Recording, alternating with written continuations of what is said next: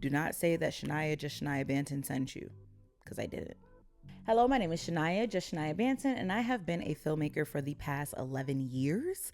I have been a full-time director, writer, producer for the past 3 years, and I've been a screener for a film festival for the past 2 years. And I wanted to take the time to name some of the top film festivals, both in the world, in the US, and of course the Black ones, because I root for everybody Black.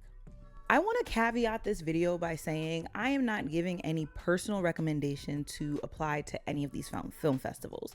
I also want to say that the ones I'm going to name, because there are thousands and thousands and thousands of film festivals that I am not going to dive into, which is why I always recommend research, I'm only going to name the top ones. This is the baseline of the top film festivals. So if you do apply to it and you do not get in, do not say that Shania Banton sent you, because I didn't.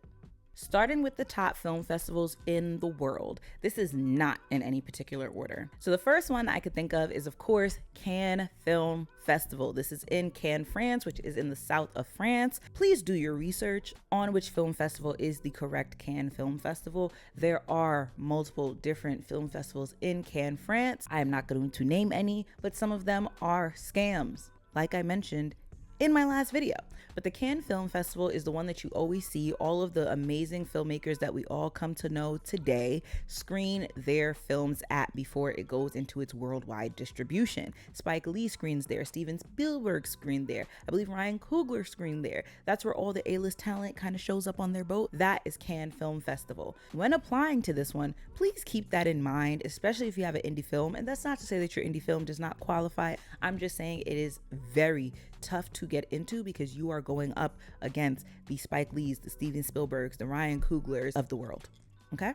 The next one is the Venice International Film Festival. You find this one in Venice, Italy. I've heard nothing but amazing things about this one. It is also as prestigious as the Cannes Film Festival. So again, do your research about what films are getting in, who has previously screened there, and if your film actually qualifies. But it is one of the top ones in the world. The next one I'm going to talk about is the Toronto International Film Festival, that of course takes place in Toronto, Canada.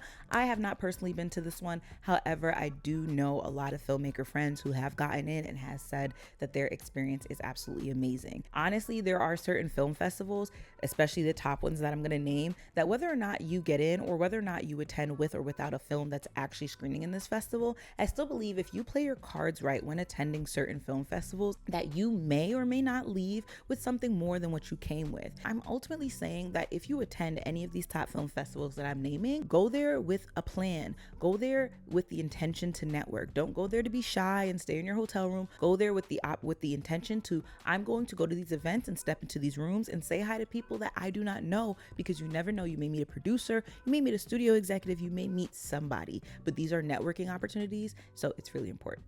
And then of course, before I get to the US, Sundance, I'm gonna put it in the category of one of the top in the world because they truly are. Sundance is an international film festival and people do come from far and wide to attend. I do know the last thing I heard about Sundance was that they were relocating. They used to be in Utah and now I believe they're going somewhere in the South. However, Sundance is probably one of the ones that I would attend whether or not I had a film in there, just because they made a moment out of Sundance. There's always events that are happening around the time of Sundance that allow for great networking opportunities. So that is honestly why I would attend that festival, whether or not I had a film in it, just because I'm going to play my cards right and I'm gonna leave there with something. I'm leaving here with something.